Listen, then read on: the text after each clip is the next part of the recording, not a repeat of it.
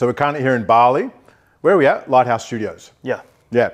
And I'm here with my man, Treay. Now, Treay is a 22-year-old. You don't look it. A bit jack for a 22-year-old. He's a creator. He focuses on mindset, lifestyle. He's an entrepreneur who basically gets to travel around the world doing what he loves wherever he wants.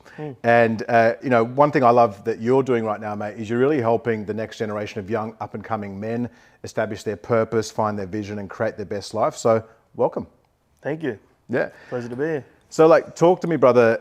Obviously, you know, we were just talking before this, and you really only went online like 3 or 4 years ago. So, kind of, what was the catalyst for kind of you going online and, you know, kind of generating this massive audience now of over 750,000 followers? Well, I guess I'm living the dream, you could say. Like, this is where I wanted to be. Yep. And how do you get there?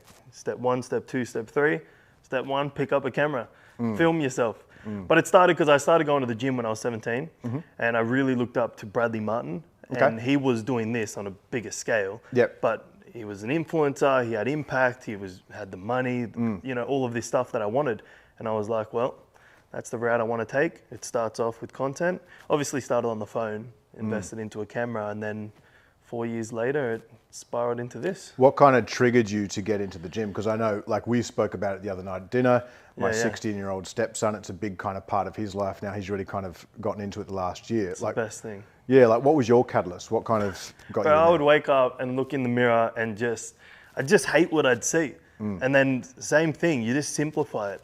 As I wanted to live like Bradley, how did he do it? Step 1, pick up a camera. Looked in the mirror, hated how I looked. Where do I start? The gym.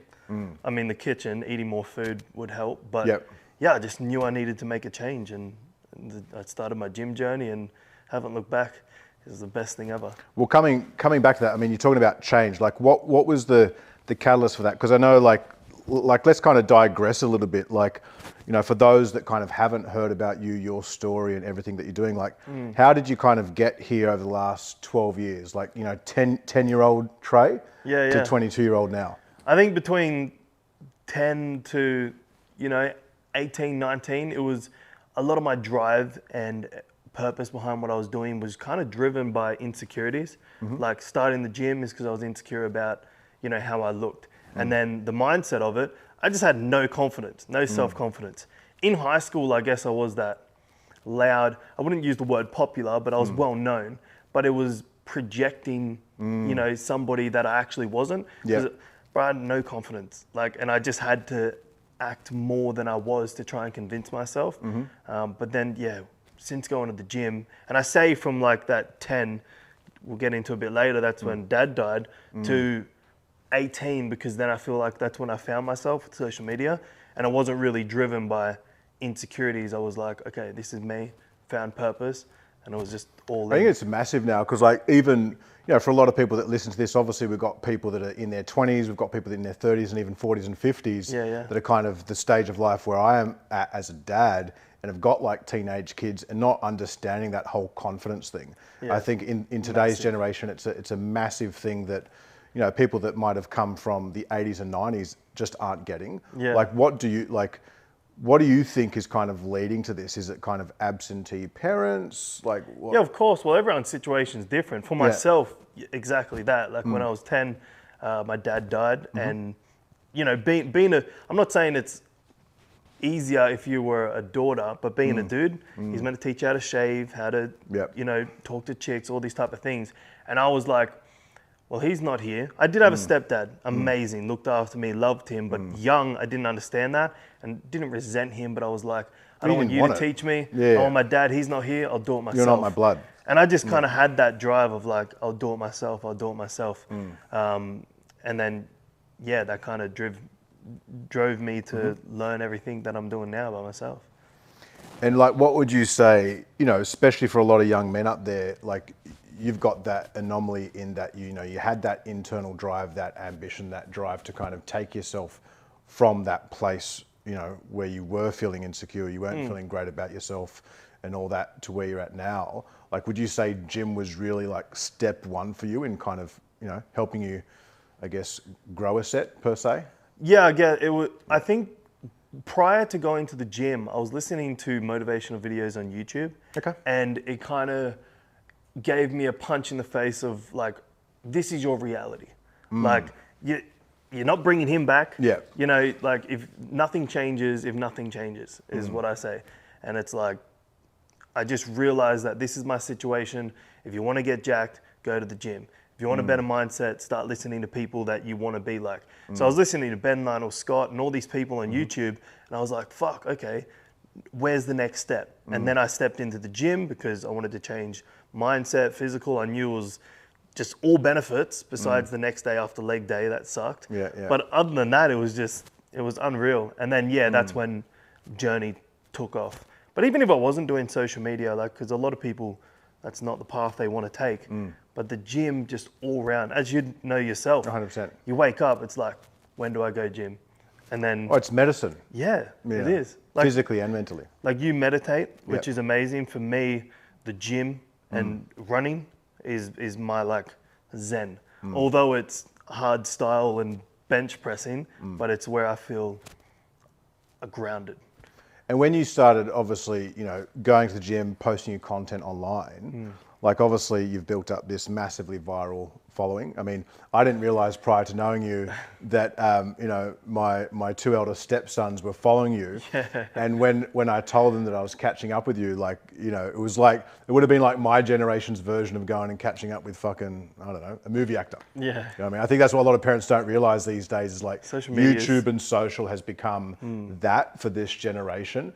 And to your point, actually, you made a good point before, like you learn a lot of this stuff on YouTube. Yeah. Like that's actually a really good tool. I think a lot of people out there are like, oh, fuck YouTube and social are like frying kids' brains and young men's brains. Maybe in some cases, but like you've used it obviously as a tool to get out of where you were and to get to where you wanted to. Well, it's really dependent on the individual of how you interpret someone's content. Yeah. Like there's people that will see someone killing it and doing so good, looking jacked, and then they'll be like, oh, what an asshole, like, oh, who does he think he is?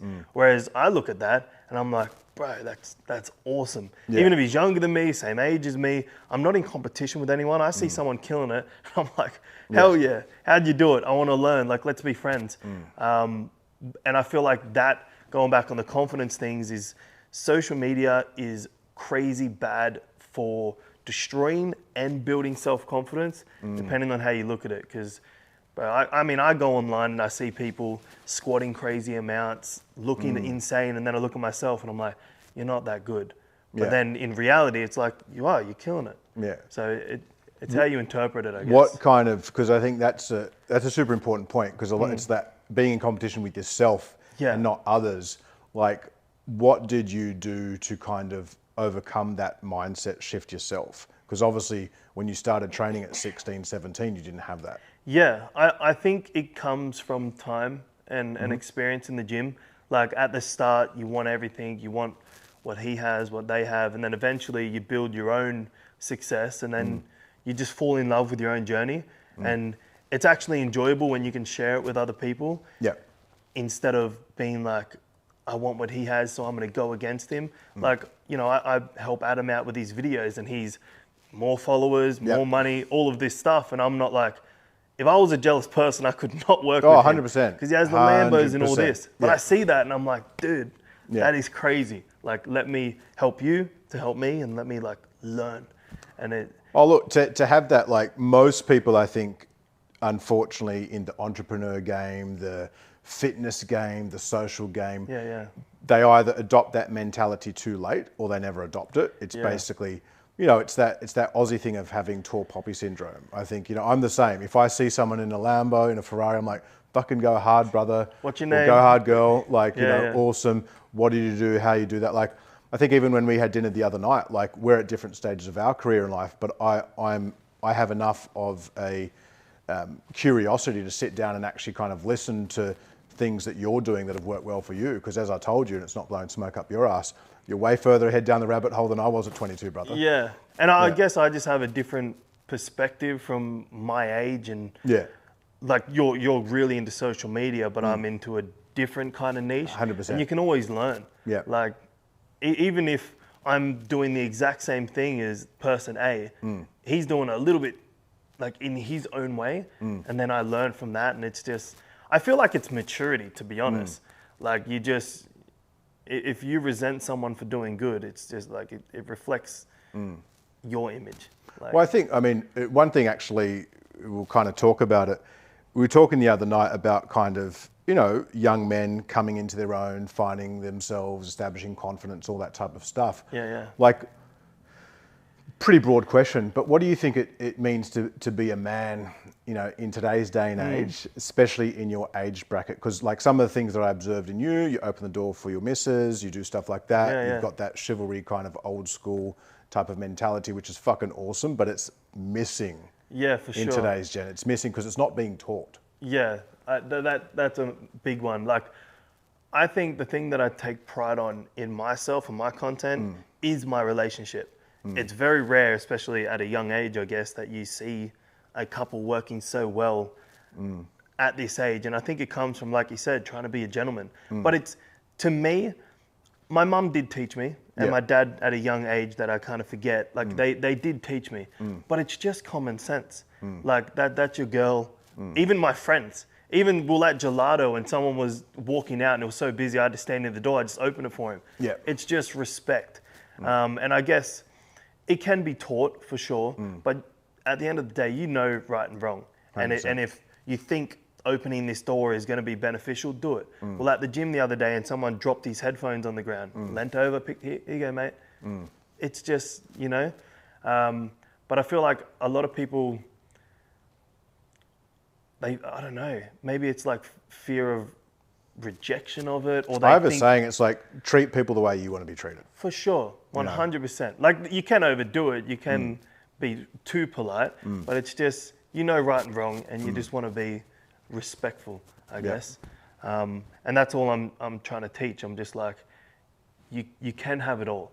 I don't have the Lambos and I'm not the biggest dude but that's the image that I'm trying to portray. Not yet. Not yet. But it's just like, you can have a good relationship. You can be big on social media and not have an ego. You can look good whilst traveling. You know, you're not going to look like a bodybuilder, but you got to sacrifice a little bit of this 100%. to get to that. It's just like, I don't know. That's my thing of being a man. You want it all. And talk to me then on that. Do you think, like, you know, part of that and that authenticity and kind of showing these things is kind of like, what would you attribute, if you were to look back now, what would you attribute to, I guess, your growth on social? Exactly that. I always said from the beginning, the only reason I started social media is because obviously I wanted a lifestyle like this, but I just wanted to be heard. Like, in this world, everyone talks, but no one listens. So when I go on my social media and I post an Instagram story and, you know, 20,000 people watch, I know like at least half, 10,000 people sitting there listening to what Treay has to say. And I know, like, genuinely what I'm saying isn't shit. Like, there's so many people go on and talk about drama. To be honest, 90% of the time I couldn't give a fuck. Can I swear? Yeah, 100%. Sweet. Couldn't give a fuck. Go hard. But I just go on and I just know everything I say, someone can take away from it. And I don't know, I've kept that mindset from the beginning. I can have a flashback from before we moved to the Gold Coast, we were in the gym, and all my videos, I was talking, and nothing was blowing up, and everyone was doing trends. And Brielle done a trend and she got like 19 million views, and I'm like, maybe I should take that route. I'm like, nah, fuck that. I'm just gonna, so over time, it's just been a real slow, gradual thing. I've never had a video blow up over 3 million views. Okay. But all the views, they're like... consistent. Yeah, but they just really fuck with you as an individual, which I think I like, because I know that I'm being genuine, and they see this and they're like, fuck yeah, I want to be like Treay. Well, let's talk about that. Like, let's just say you're an online fitness coach, or, you know, could be anyone that wants to kind of really build a brand and leverage social these days. Like, what would be kind of 2 or 3 kind of like recommendations you would give them to just, I guess, get the ball rolling and start? For sure. Like, it's not something that everyone can do, because everyone's a bit different. But what I would say try and do is, personality is huge. Like, because that's what makes people fall in love with you. For me, I don't know why people follow me, but I just have some sort of motivational personality. Adam, he's very, you know, C word this, C word that. Cold, he's like aggressive. People either like you for it or they don't. Before I started blowing up on social media, I said to Brielle, I was like, I'm either gonna get a follow or get blocked. And that was my goal, and just all personality. And I think... Did you have to like, do you feel like initially you might have not put it on, but like you had to work on, I guess, becoming that person? Was there a bit of that? Me personally, no. I was growing up, I was a bit of a character, a bit out there. And I feel like it was almost, not for me personally, but I feel like almost people don't want to share their personality because everyone behind closed doors is a bit like, you know, crazy and silly, whatever, and they feel like it's embarrassing to put that online, especially young kids. Get judged, etc. Yeah, like I'm going to go to school and get picked on because, you know, it's just. Well, I think that and we spoke about it the other night. It's like not everyone is going to have like charisma off the chain, right? Yeah. Some people are going to be a bit more introverted themselves and stuff like that. But it doesn't mean that they can't provide value. It doesn't mean they're not going to connect with people, because some people look at my personality, your personality, and be like, you know what, that just isn't for me. Yeah. They're too in. Like, I get a lot of people that don't like my content. And that's totally fine. I think, you know, that message there of just that authenticity, I think, is the main one. Yeah, it literally is. Like if you were yourself, like you said, just personality, provide value in the PT sense, and having good content, like quality content, quality audio, quality cameras. For me personally, I reckon that's massive. So step one is just basically be the you behind closed doors. Yeah, don't be afraid to be yourself. Yeah. And then step two, before even really getting into the content, is like making sure you got the kit. To an extent. Yeah. Like you don't need the camera gear, like you can run it off your phone. Well, what are you doing? Like, I mean, I know, and I've been around you and Adam, but for the audience, they probably think that you're, you know, going around with some sort of kit. No. like a majority of my videos are off the phone, but I make sure. What phone is that? 15. Yeah. But I have done it on the 12. Yeah. It's just knowing angles, lighting, like how to edit it. So like if I'm talking about like the Pump Kitchen video, guys, we're here at Pump Kitchen. You add an overlay of the Pump Kitchen, so what you're talking about, they can see as a reference. Not to mention changing angles, because our time span on looking at the one thing. Just small things like that. And I was never taught any of this. YouTube, learn how to edit. Learn what camera is the best. I went through 4 different cameras, Canons, and then I landed on the one I have now. I used to start on the phone. What app would you, I mean, like, let's just say your social platform was gone tomorrow. Yeah. Right? And you had no real experience in that space. And you're like, okay, cool. Today I'm going to start a social channel. Yeah. Like, what phone would you buy? Oh, what phone? I thought this was going different. Yeah. Well, the newest one. Yep. It would like be an go-to. iPhone 15. Yep. Yeah, but then 13. Yeah.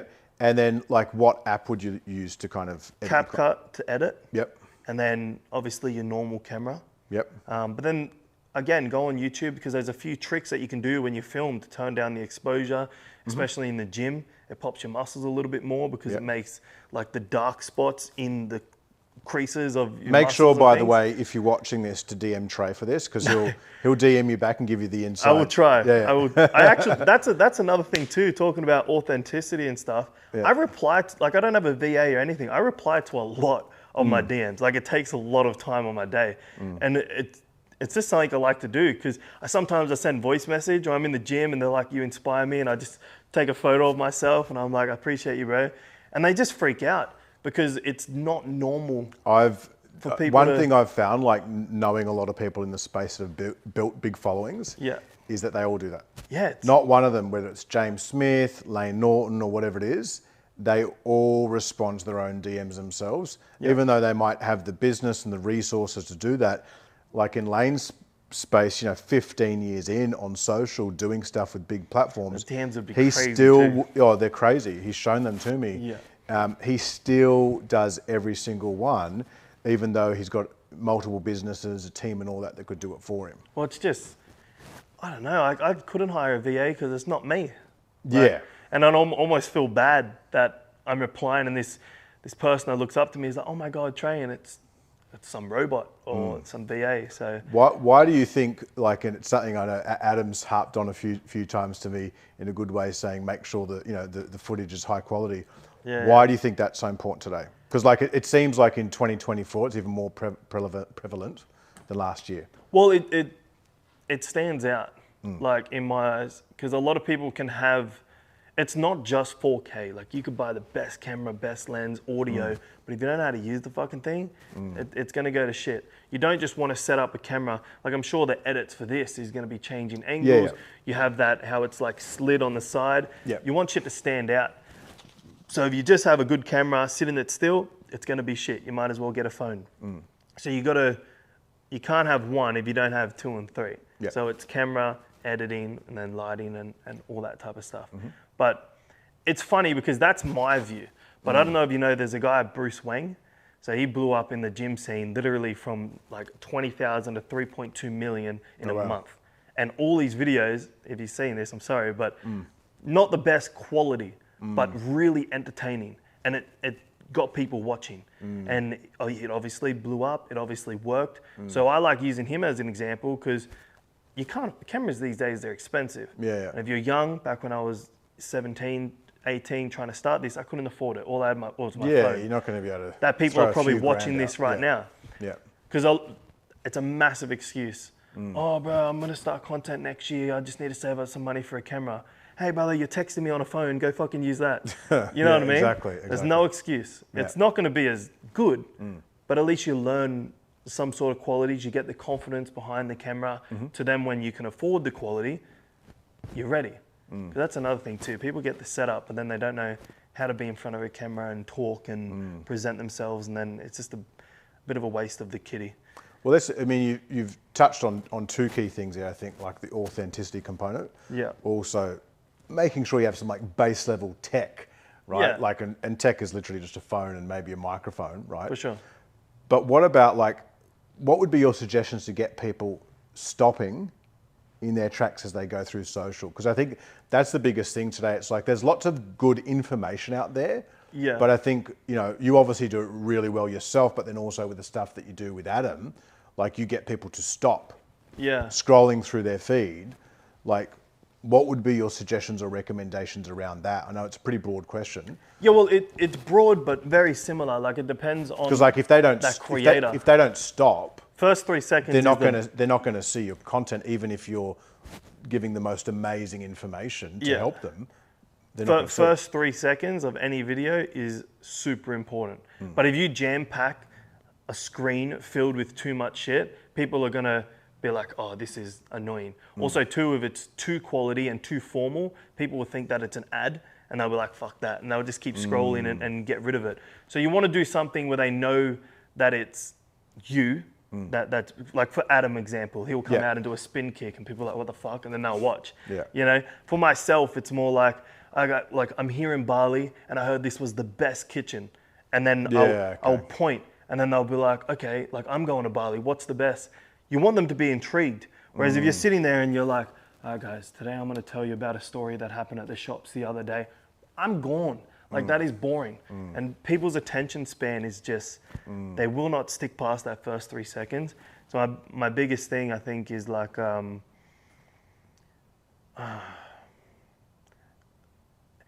was going to say to stand out, but that's so broad. Hook line.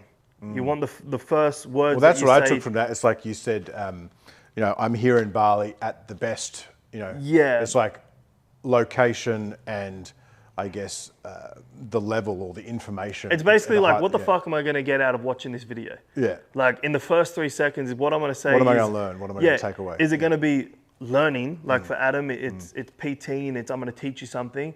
For me, it's either I'm going to show you something or this is just going to be really fucking entertaining. And it's like, all right, guys, I'm here at the world's biggest nightclub.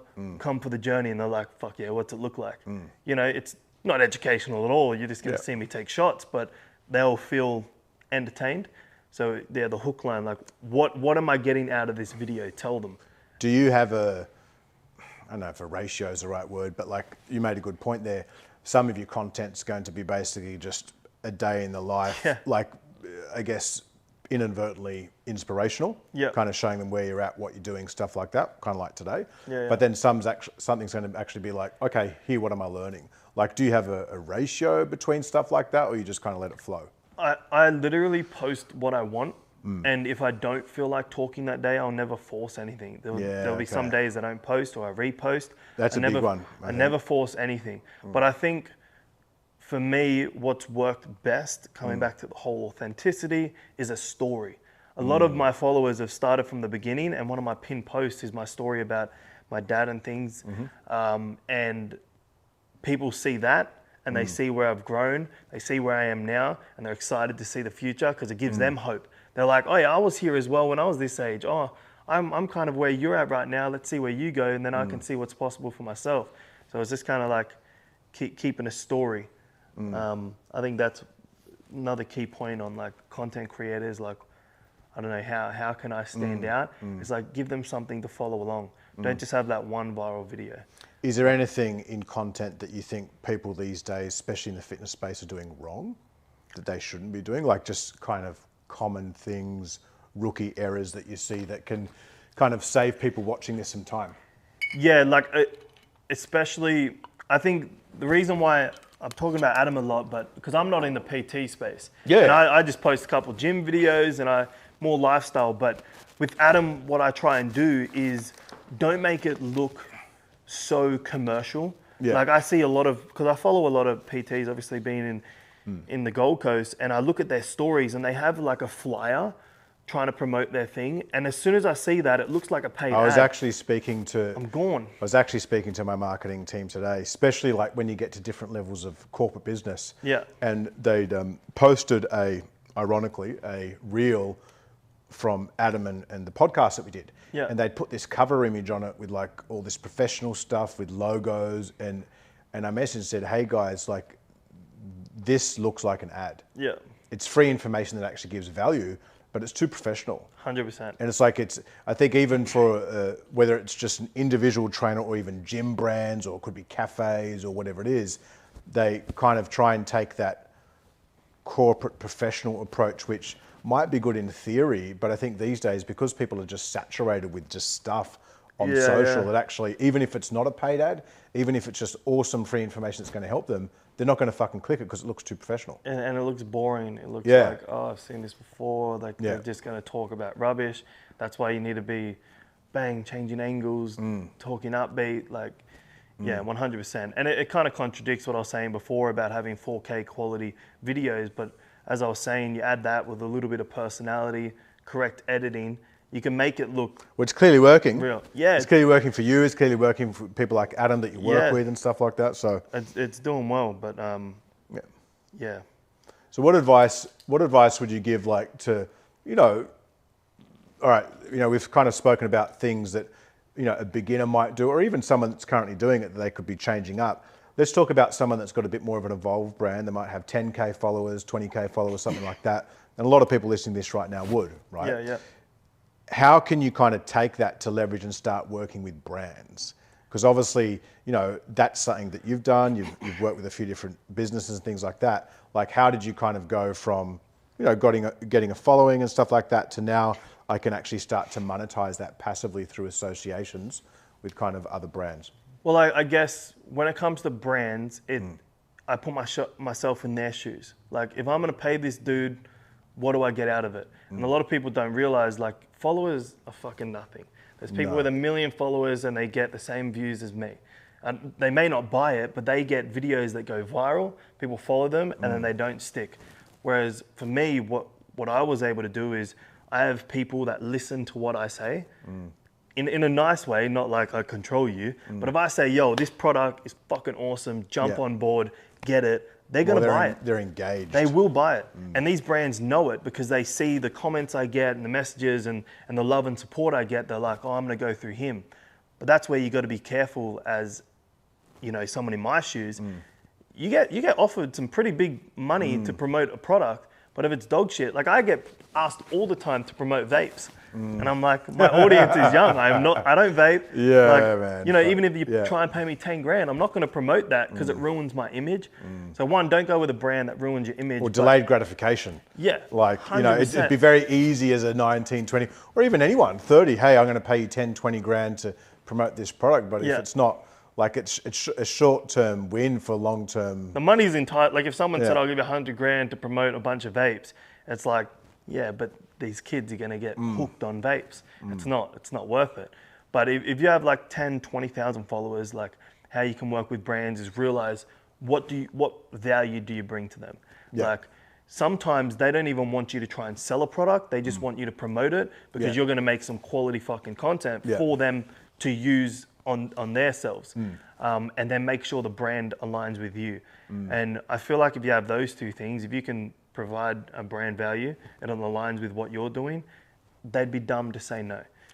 I think the big thing I took away, and like, you know, we've done lots of stuff with creators over the last decade and whatnot, and I think the ones where the collaborations, like as someone who's got a company and multiple different brands, the ones where the relationships work is where it's a transformative relationship between both sides. It's like the business wants the creator to win and the creator wants the business to win. And it's not a kind of one-sided affair. You know, I've seen, and we've spoken about it, I've spoken with other people in the space, a lot of companies will just want win-win for them, but not incentivizing the creator long-term. 100%. Whereas there's also a lot of creators that just want to extract profits or gain from the company for their own gain without actually really giving a fuck. So it's like, I've seen a lot of creators over the years, they jump into bed too soon with brands, and sometimes they sacrifice, to your point, they'll go with a brand or a product that really is not them.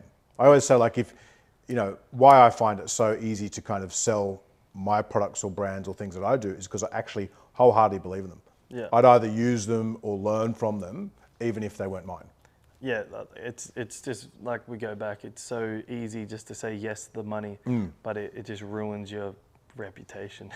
What are some other things? Like, are there, you know, that's one thing with you know, brands and partnerships. What are some other things that, like, you know, advice that you'd give to established creators or up and coming creators that they should not do? Should not do? Yeah. Oh, okay. Don't change your niche instantaneously. Is that a word? That's a good one. Like if you're a cook, don't get into cars. Boom. Your views will drop because they follow you for one thing. And I found this with Adam when we first started. He was a PT. All right, we got to do lifestyle. We kind of changed for a bit. Views went shit. For myself, it was all gym. And then I started getting into the cars. Views dropped. Eventually, they built back up in the car niche, but now it's a little bit down here. So what you should do is work out where you want to be known for and then add little bits elsewhere. But don't just change between. And I say this because a lot of people, they start their content doing one thing, but it's like you started just to document your gym journey. Yeah, but I worked out a way to leverage that to get people to follow Treay no matter what content he posts. And I speak third person, which we'll go in after, it's just the name thing. But like being a chef, there's a guy that I know and he's a cook and he's, you know, pretty well established on social media, but he's not as passionate for it now, but he's so into it and he's so tied up with brands and his image and he's known for being that it's hard for him to change. And I always knew that I love the gym, but I don't want to be set in stone there. So what you should not do is be stuck in a niche that pigeonhole you yourself, fucking don't want to stay in forever. Because you can change eventually for sure, but when you're tied up with brands and you're well known for something, it's a bit. I think a lot of it is like identifying your purpose too. Exactly. You know, getting clarity on your visions, your intentions, what you with want. socials, people like that's going to be easy to blow up. I'm going to do that. Yeah. And they just go for the views. What are your thoughts on like creators that are having, you know, both business pages and personal pages? Fucking awesome. Yeah. I think it's great. It's behind the scenes. It's like I'm going to follow him because he gives education, because he's funny, all of this stuff. And then I get to see a side of him, which is, you know, the flip of the card. And it's like, okay, because over here, not that we're fake online, but you kind of got to emphasize something, especially if you're doing something crazy. You're like, all right, guys, we're going to be blah, blah, blah. And you just see somebody really over the top. Whereas you go to their personal and they're sitting there chilling with like their dog and having a drink. Like, hey guys, how are you? Like, oh, what the fuck? He's actually like nice and calm and he eats, sleeps, and shits. Yeah, he's like it humanizes people. Yeah. Instead of just being like he's this sensation, this global sensation. It's like oh yeah, like he's just another dude. And I found this when I flew to LA. I spent like 20 grand for 2 weeks in LA to meet Bradley Martin. Because he was like my idol. It was just crazy. I met him, and he's amazing. He's a really nice dude. Shook his hand, he was polite, gave me the time of day. But I left, and I was like, he's just another dude. Yeah. He's just a normal person, and it's crazy. So I think that personal page really just puts that in a spotlight. That definitely. Well, let's actually. I want to actually talk about platforms. Yeah. Because like you've built your following primarily, to my knowledge, on TikTok and Instagram. Are you doing anything on YouTube at the moment? Yeah, my last YouTube video, I don't monetize YouTube, but my last one I did, and it got $400 and 60,000 views.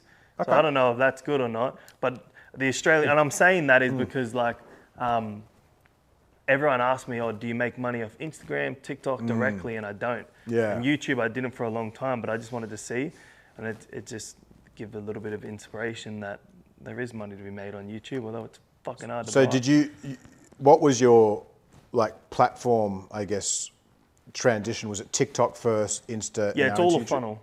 Yeah. So like TikTok, it has a For You page, which is very broad. Instagram has now implemented it with Reels, but TikTok is the go-to because anything can just blow up, go viral, crazy. Brielle had a video that got 19 million views. The day after, 15 million views, went up to 1.5 million followers. Boom. You're not doing that on YouTube. It's very hard to do that on YouTube.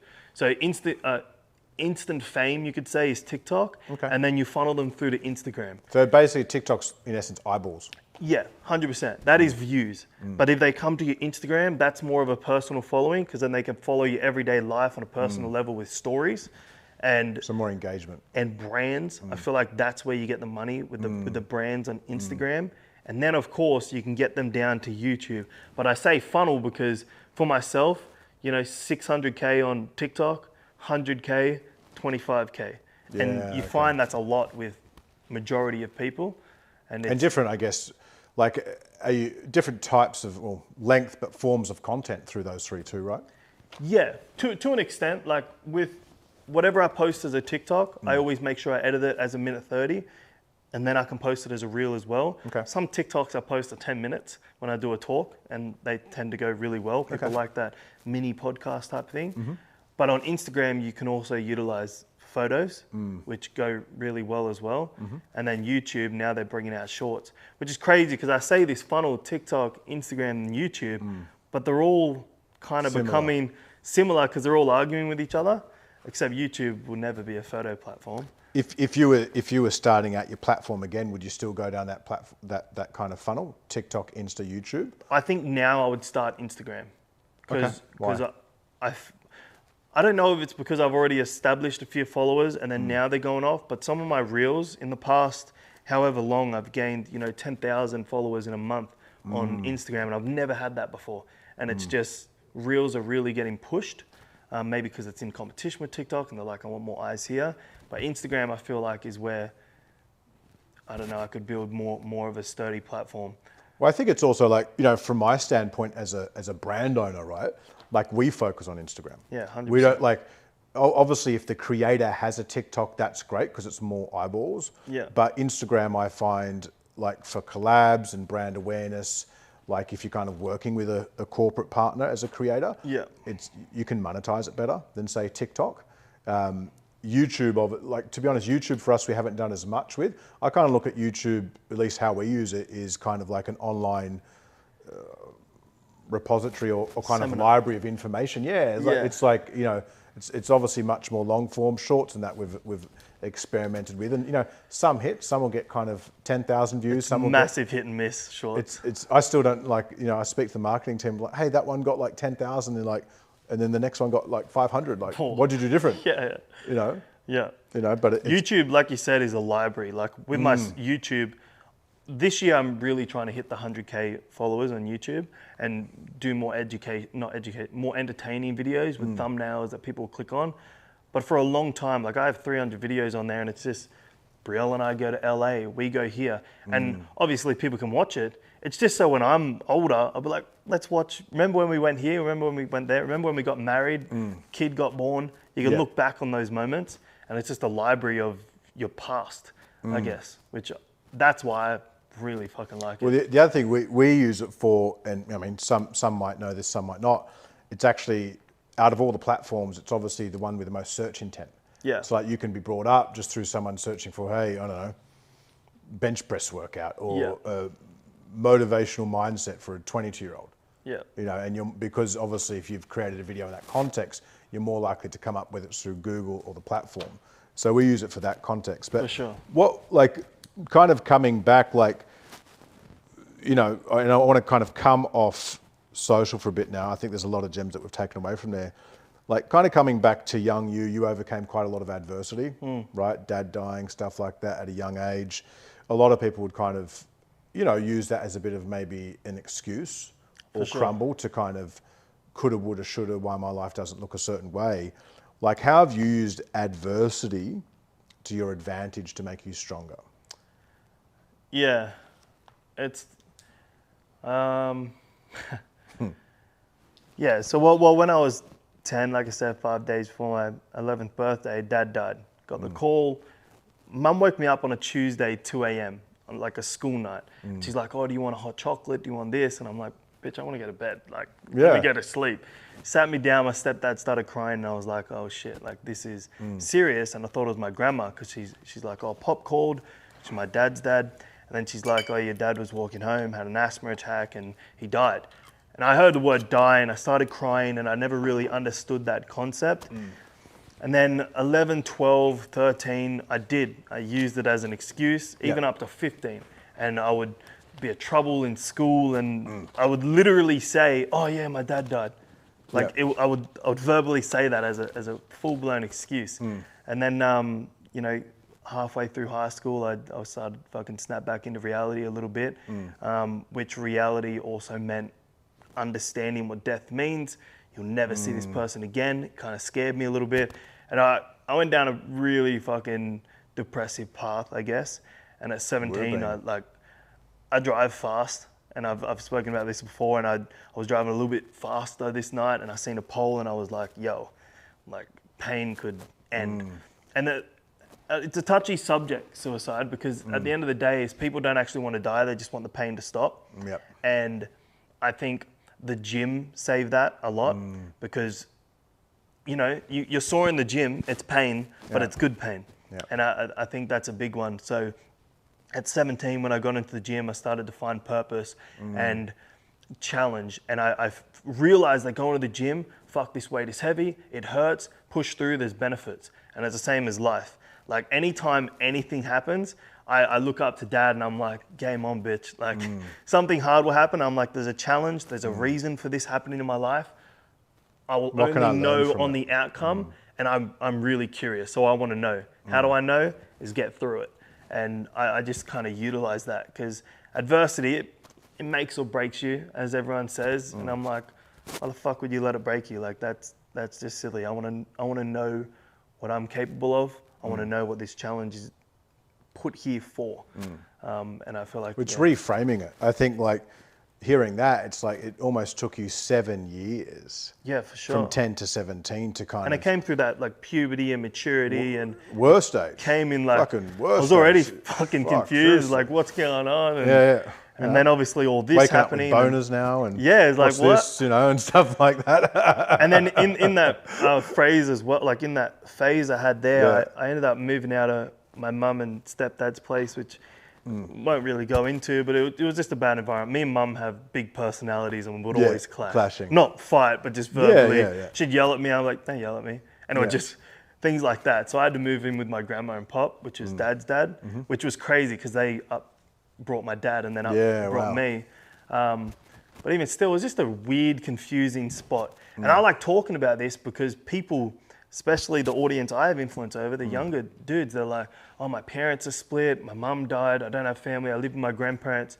They go through this shit as well, and they shell up, and they get scared of the world, or they just, I don't know, they don't believe. It's so common, like, I mean, far out, I live in a blended family. Yeah. You know, we've got stepmums, stepdads, ex-husbands, ex-wives. Like 20, 30 years ago, that wasn't the norm. Yeah. These days it is, you know, and I think, like, one thing hearing that, it's like I always say to people, it's like try and reframe situations as they come. Like, what can I learn from it? Yeah. But also, like, there's I guess a philosopher and spiritual guy called Eckhart Tolle, and he has a saying, "This too shall pass." So like the pain that you're feeling right now, Yeah. like sometimes you've got to actually lean into it a little bit. Yeah. Lean into it and kind of, understand that it's not there forever.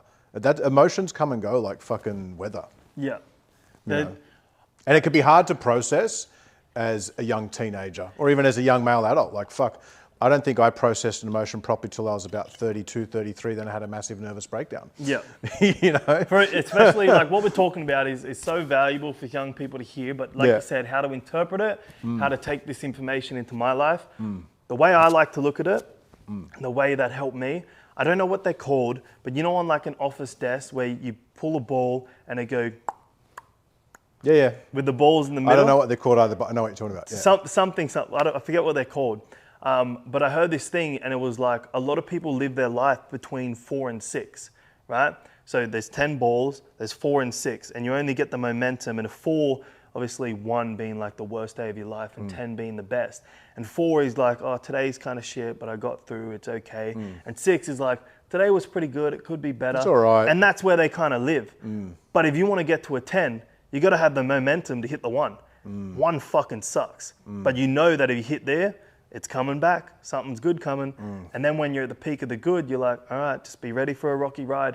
And that's life. Like you will never just be happy. You'll never just be up. So when you're in the shit, just be like, this fucking sucks. Yeah. I can't wait to swing back for a 10. And you just keep working. 100%. And you use momentum to get to the 10. I love that. You can't use momentum back, but it's just going to happen. And momentum is, gym, Everything. catching yourself when you say, oh, today was okay. Everything. Fuck that, today was great. Today was awesome. And someone's like, how are you? I'm doing great, how are you? Yeah. Even if you're not, self-hypnosis, say that you are. 100%. And I think that's so important is that you got to understand that good comes with bad, black, white, Yeah. You just got to be ready for it all and just fucking see it as a challenge. I want to end on this particular note. What advice would you have for your 16-year-old self right now if you were watching this? Advice. If you could go back to Treay, 16-year-old, kind of, not sure what he wants to do, where he's at in life and all that, what would be your advice to him right now? I would say number 1, just believe in yourself. Yep. Anything's possible, anything. You see someone with a Lambo, you could have 10. Anything's possible. Because I used to see other people and be like, oh, I would never get there, right? Biggest thing is try new things. Before I started social media, I wasn't great at anything. I was pretty good. I was good at climbing, good at running. I wasn't great at anything. You don't know what you're good at until you do it. You don't know if you're the next BMX rider unless you get on a fucking bike. Don't be afraid of failure. Just run it. Yeah. And failure is great because then you either know to get back up and keep doing that thing because that's what you really want to do, or I'm not good at that. Like if you go on X Factor and you sing and you get cancelled and you're really, really bad and you're like, okay, maybe this isn't for me, move on. Try the next thing. You throw shit at a wall long enough, something will stick. Because a lot of kids, they just go to the gym, they just play video games, and that's it. They don't want to compete in bodybuilding, so the gym is just like a leisure, and they just play gaming to get out of reality. Find something you're fucking great at, and then it becomes purpose, and you use that. For me, content. I love content. Yeah. So that would be my advice. And I think whether or not you're a young up-and-comer, definitely follow you and your advice, mate. I fucking love it. But also, if you're in your 20s, 30s, and 40s, there's so much value that you can take. A lot of dads even message. It's 100%. Like, awesome. That's even one thing from meeting you. It's like realizing that, there is generation gaps between 20s and 30s and 40s and how kind of we've all been brought up now. Yeah. But it doesn't mean that we can't learn from each other to positively impact the next generation of men and women. Yeah. But in particular today, we're talking about men that are coming through the ranks. For sure. I only talk about men because I don't know what it's like to be a... No, nor do I. Yeah, no idea. Yeah. You sort it out. Yeah. No, Same principle. I want to thank you for coming on the pod today, mate, here in lovely Bali. Yeah. For those that don't know where you're at, where can they find you right now? Basically, anywhere on social media, Treay, Treay. Yep. Most people don't know how to spell Treay, but awesome. I appreciate it. Much appreciated, brother. Thank you very much. Thank you for your time today. Of course. All right.